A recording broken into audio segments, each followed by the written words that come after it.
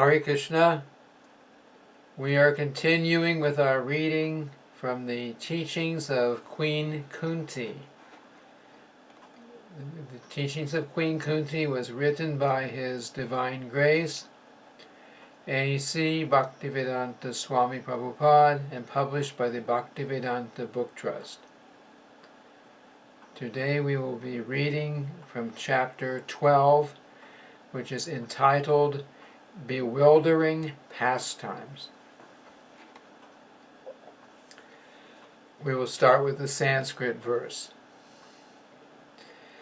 Naveda kaschid bhagavangsta kirshitam tave hamanasya nrinam vidamban layasya kaschid daitosi karhichid dvaishascha yasmin vishama matir nrinam.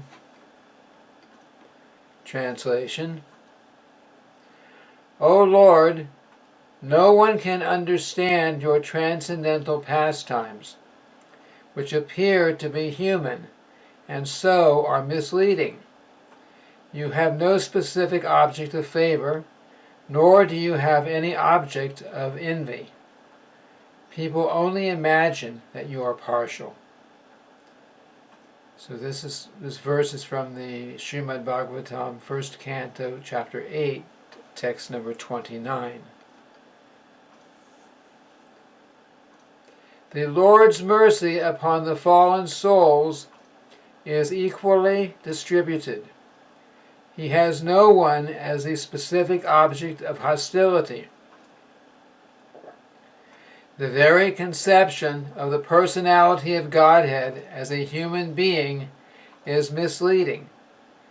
His pastimes appear to be exactly like a human being's, but actually they are transcendental and without any tinge of material contamination. He is undoubtedly known as partial to his pure devotees, but in fact he is never partial, as much as the sun is never partial to anyone. By utilizing the sun rays,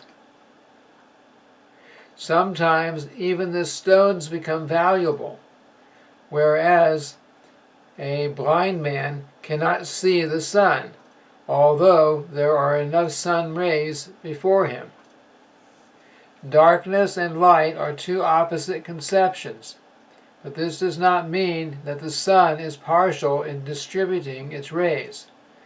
The sun rays are open to everyone, but the capacities of the receptacles differ.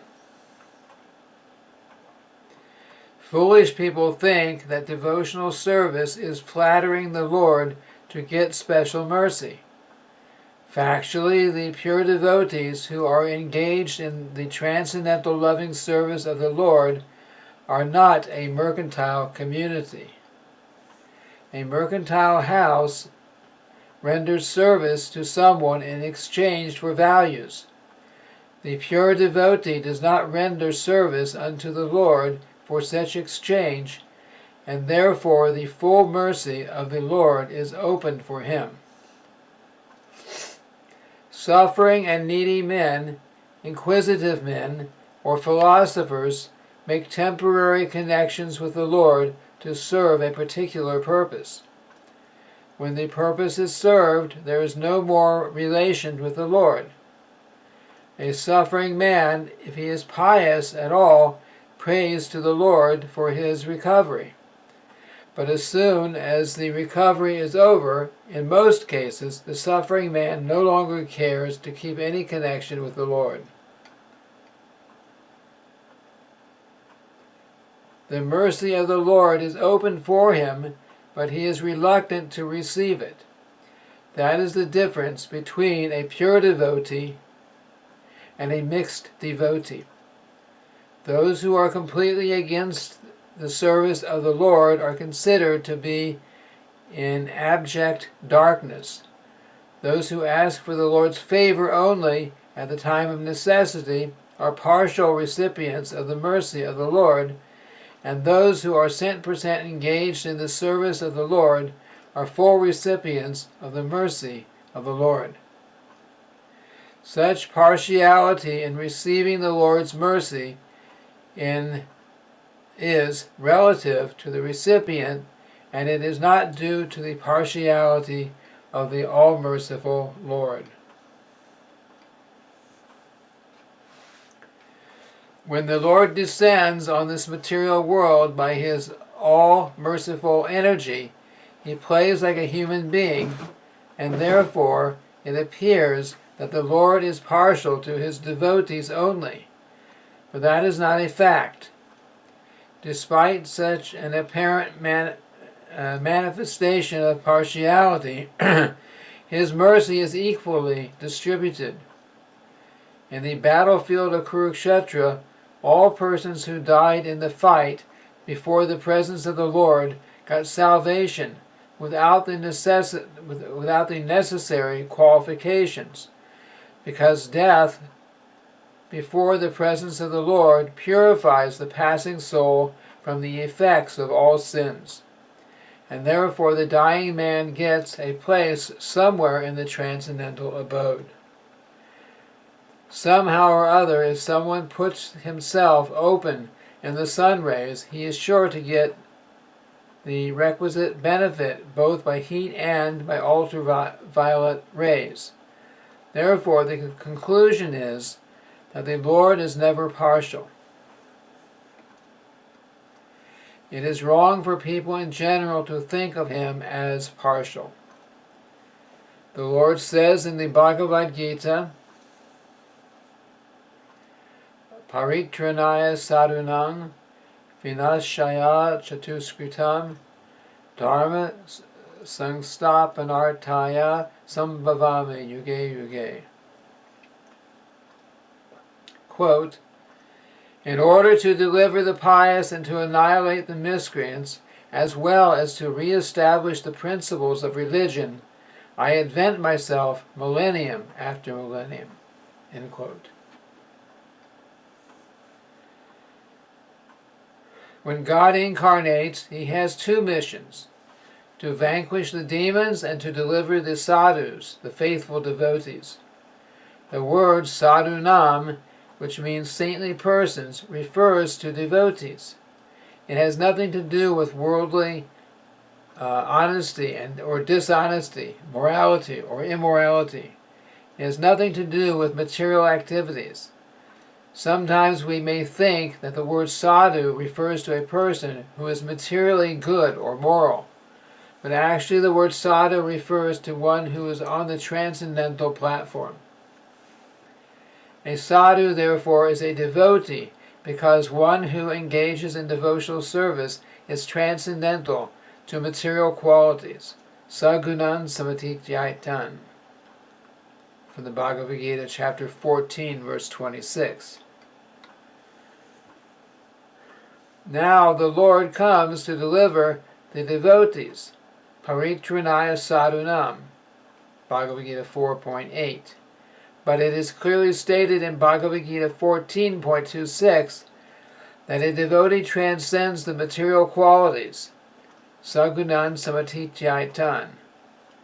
A devotee is in a transcendental position because he is no longer under the control of the three modes of material nature: goodness, passion, and ignorance. But a sadhu is already delivered, being on the transcendental platform. Then where is the necessities of delivering him? But if a sadhu is already delivered, being on the transcendental platform, then where is the necessity of delivering him? This answer may arise. The Lord comes to deliver the devotee, but the devotee is already delivered. Therefore, the word vidamban means bewildering, and is used in this verse because this appears contradictory. The answer to this contradiction is that a sadhu, a devotee, does not require deliverance, but because he is very much anxious to see the Supreme Lord face to face, Krishna comes not to deliver him from the clutches of matter, from which he has already been delivered, but to satisfy his inner desire. Just as a devotee wants to satisfy the Lord in all respects, the Lord even more wants to satisfy the devotee. Such are the exchanges of loving affairs. Even in our ordinary dealings, if we love someone, we want to satisfy him or her, and he or she also wants to reciprocate.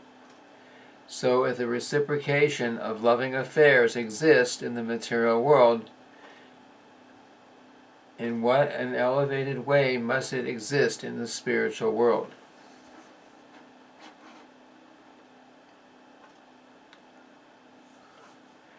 There is a verse in which the Lord says, quote, the sadhu is my heart, and I am also the sadhu's heart. End quote. The sadhu is always thinking of Krishna, and Krishna is always thinking of the sadhu, his devotee.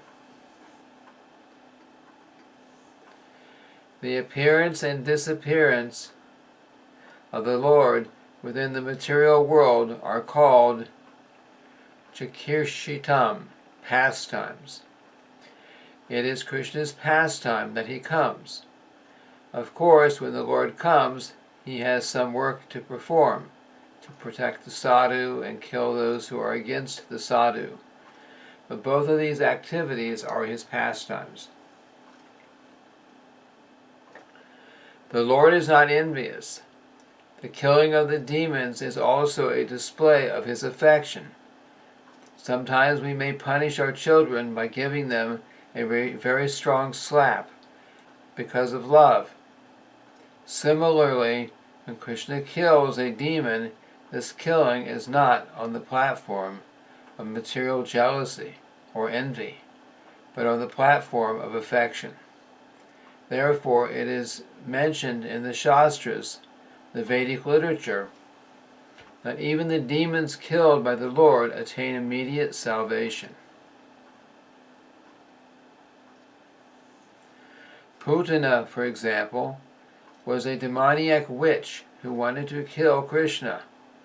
When Krishna was performing pastimes as a young child, she coated the nipple of her breast with poison and approached Krishna's home to offer the milk of her breast. Quote, when Krishna sucks my nipple, she thought, the child will immediately die. End quote. But that was not possible. Who can kill Krishna? Instead, she herself was killed, for Krishna sucked the nipple and also sucked out her life altogether. But what was the result? Krishna took the bright side. This demoniac woman came to kill me, he thought. But somehow or other I have sucked her breast milk, so she is my mother. End quote. Thus Putana attained the position of Krishna's mother in the spiritual world. This is explained in the Srimad Bhagavatam, where Uddhava says to Vidura that Krishna is so kind, God is so kind, that even the witch who wanted to kill him with poison was accepted as his mother.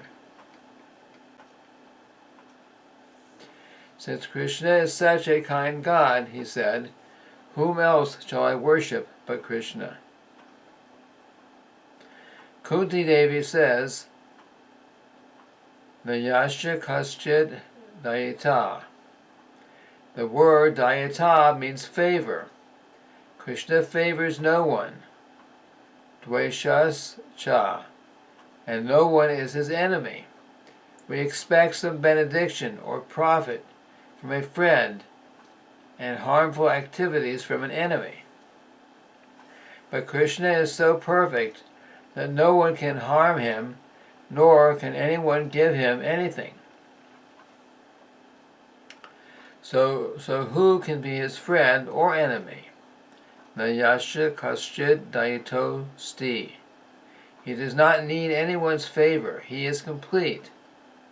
I may be a very poor man, and therefore I may expect some favor from a friend, but that is because I am imperfect, because I am not full,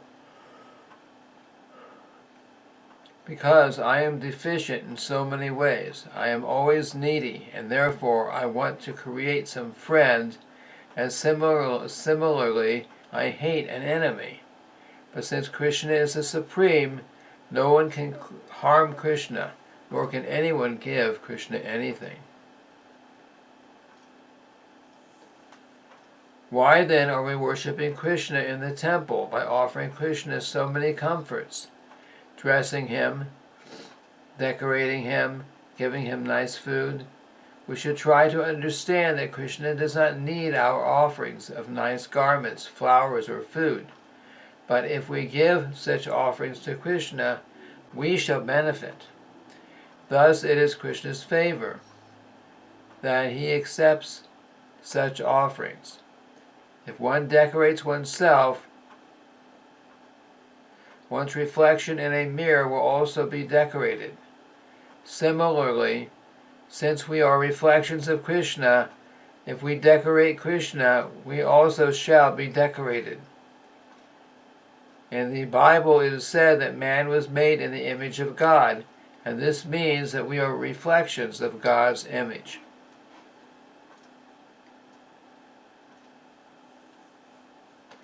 It is not that we invent or imagine some form of God according to our own form. Those who adhere to the Mayavad philosophy of anthropomorphism say, the absolute truth is impersonal, but because we are persons, we imagine that the absolute truth is also a person. End quote. This is a mistake, and in fact, just the opposite is true.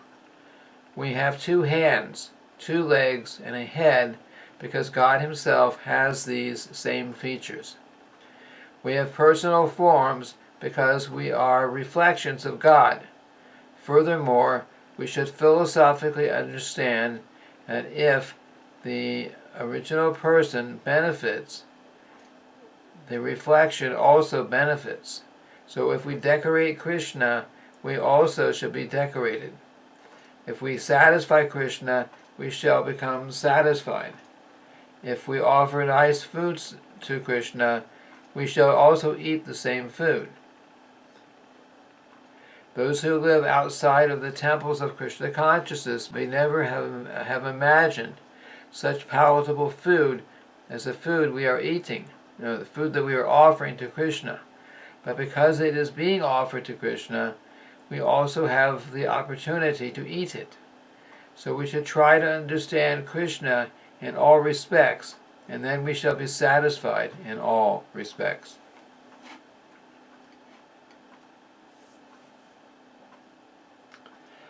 Krishna does not need our service, but He kindly accepts it. When Krishna asks us to surrender unto Him, Sarvadharmang parityaja mamekang sharanang vraja, from Bhagavad Gita, chapter 18, verse 66, this does not mean that Krishna is lacking servants and that if we surrender, He will profit. Krishna can create millions of servants by His mere desire, so that is not the point. But if we surrender to Krishna, we shall be saved, for Krishna says, Aham twang sarva papebhyo, mokshayashami mastuchaha. I shall free you from all sinful reactions. We are suffering here in this material world without any shelter. We even see many people loitering in the street with no aim in life. When we go walking by the beach in the early morning, we see many young people sleeping or loitering there, aimless, confused, and not knowing what to do. But if we take shelter of Krishna, then we shall know, oh, now I have found shelter. Then there will be no more confusion, no more hopelessness. I receive so many letters daily from people expressing how they have found hope in Krishna consciousness. Therefore, it is not a fact that Krishna descended here merely to collect some servants. Rather, he descended for our benefit. Unfortunately, however, instead of becoming Krishna's servants, we are becoming servants of so many other things. We are servants of our senses and the sensual activities of lust, anger, greed, and illusion. Actually, the whole world is serving in this way.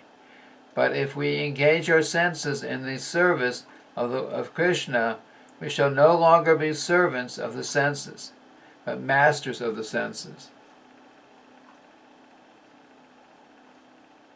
When we have the strength to refuse to allow our senses to be engaged other than in the service of Krishna, then we shall be saved.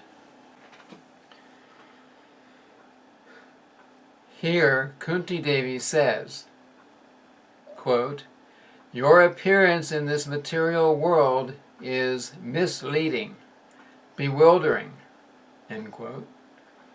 We think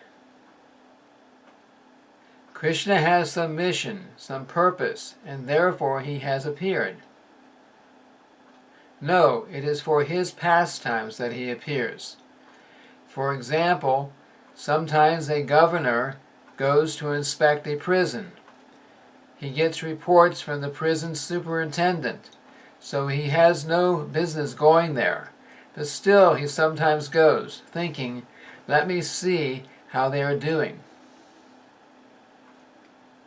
This may be called a pastime because he is going by his free will.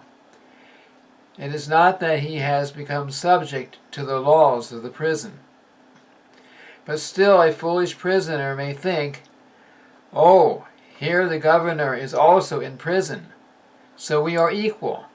I am also governor. Rascals think like that.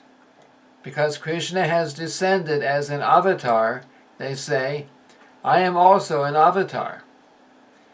So here it is said, Naveda kaschid bhagavans chikirshitam. No one knows the purpose of your appearance and disappearance. Tave hamanasya rinam vidambanam. The Lord's pastimes are bewildering. No one can understand their real purpose. The real purpose of the Lord's pastimes is his free will. He thinks, let me go and see. He doesn't need to come to kill the demons. He has so many agents in the material nature that can kill them. For example, in a moment he can kill thousands of demons merely by a strong wind. Nor does he need to come to give protection to the devotees, for he can do everything simply by his will. But he descends to enjoy pleasure pastimes. Let me go and see. Sometimes Krishna even wants to enjoy the pleasure pastimes of fighting.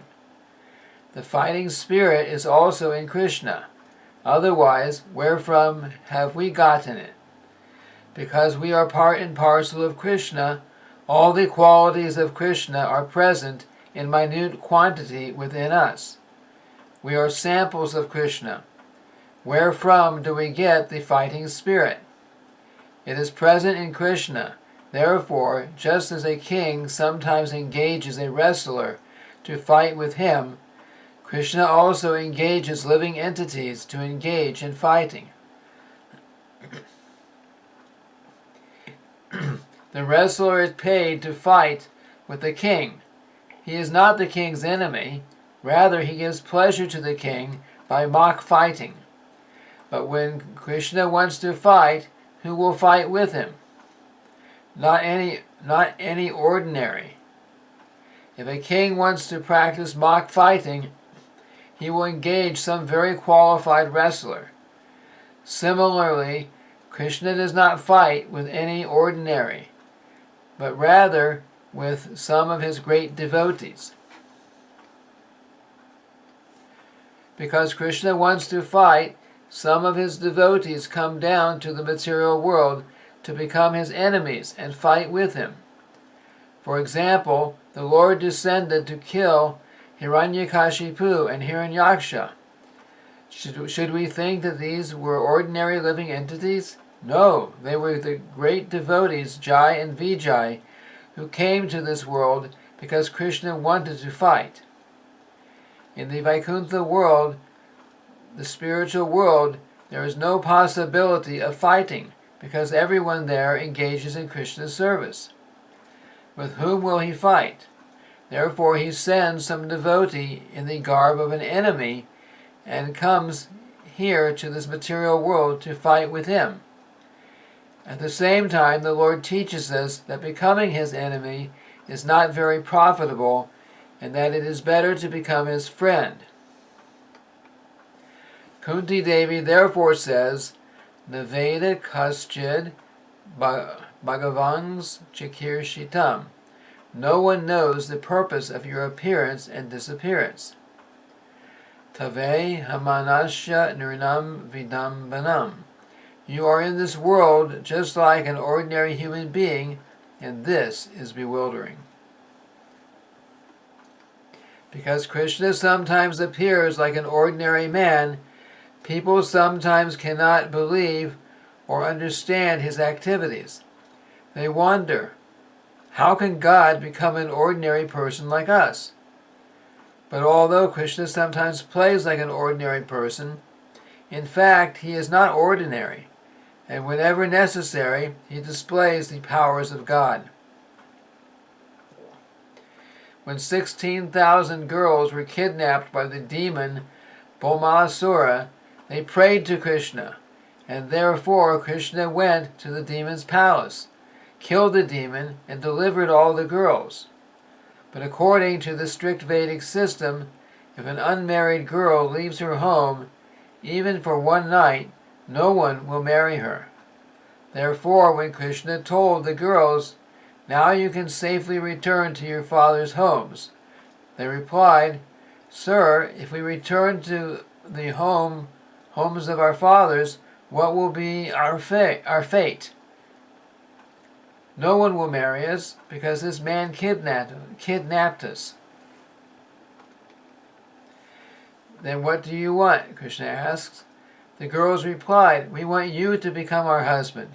And Krishna is so kind that he immediately said yes and accepted them.